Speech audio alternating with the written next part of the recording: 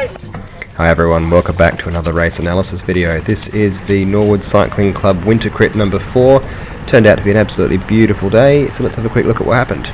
The usual early attacks went off sort of one lap in now. I had pretty good legs and I was keen to see what my legs were going to do today, so I did a bit of work chasing down. But as usual, sort of the one-man attacks didn't really do anything.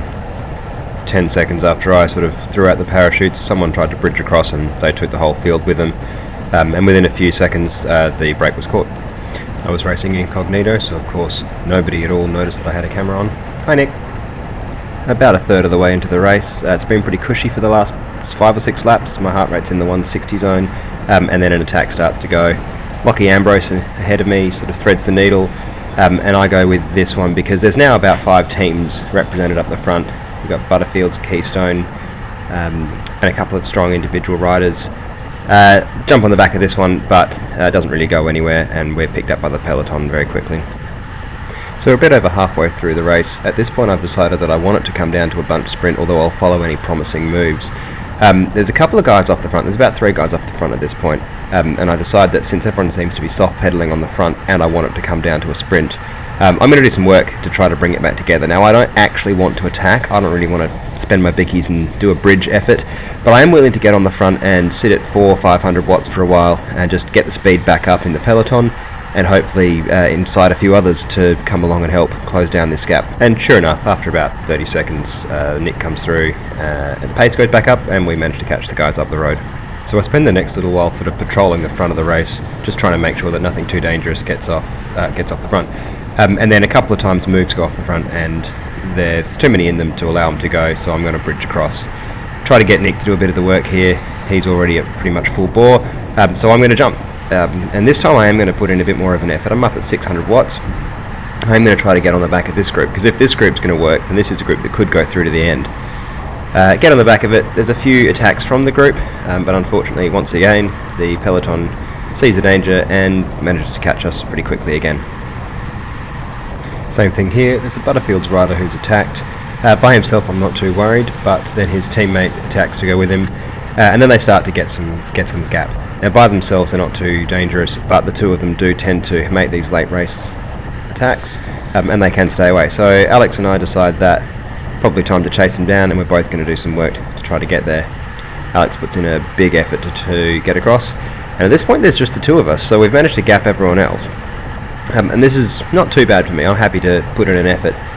And given how close we are to the end, we're probably within 5 or 6 laps at the end, this is, worth making a go of it. So I'm going to try to get on the back of these two. Hopefully we can do it without the peloton, but unfortunately, as you can see in the rear camera, it's not enough, and I put the parachutes out pretty soon.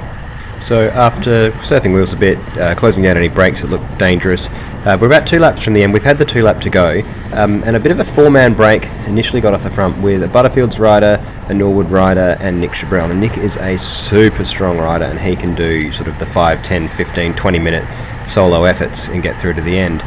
And so I've been working with this small group. We've been caught by a few riders from the peloton, but then Nick gets on the front and lights it up. And at this point I'm fully committed. This is 2 laps to go, we've got 1.5 laps to go, and if Nick can light it up enough to keep a gap, there's a shot that we could stay away. So I'm, as you can see, I'm doing 400 watts just in his draft, and I'm absolutely ready to do a turn as soon as I've recovered. And I don't recover. Nick's effort's just so big that I can't really come round him. By the time he does pull off, people from behind us have caught us. And so now we're in the last lap, and although I'm right at the front where I want to be, I've done a big effort just trying to stay on Nick's wheel. I put in a bit of a dig just to sort of see if there's anything left, but there's not much left in the legs, and I throw out the parachutes. So I'm in the last lap. I have absolutely burnt my matches, but I'm still pretty close to the front. So at this point, after a few people have gone past, I decide it's probably worth getting on the next wheel that goes past. It's Nick Underwood. He's about 4.5 feet tall, so he's a bad wheel to follow, but then the next guy comes through and I get on his wheel. At this point I'm feeling okay, my heart rate's through the roof, 187, but I figure I've probably got one more sprint left in me, and since we're on the last lap, I've got nothing to lose either.